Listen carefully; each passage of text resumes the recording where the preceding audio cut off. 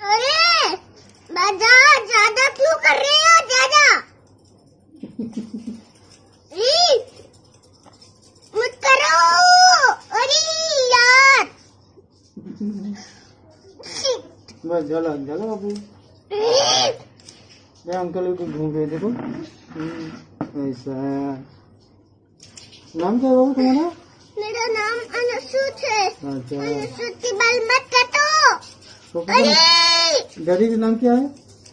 अनूप। अनूप। अच्छा काका का नाम क्या है? काका का आशीष। और दादा था?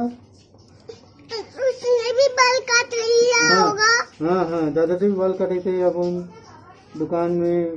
बोले थे बाबू के बाल अरे यार। अरे बाप रे। अरे बाप रे क्या कर रहे हो तुम? कटिंग कर रहा बाबू थी। मैं गुस्सा हूँ। गुस्सा हूँ? क्यों गुस्सा मैं हूँ? मारूंगा तुमको। मैं तो मारेंगे। मैं तुम्हारी कटिंग करूंगा। मैं बहुत डरा हूँ।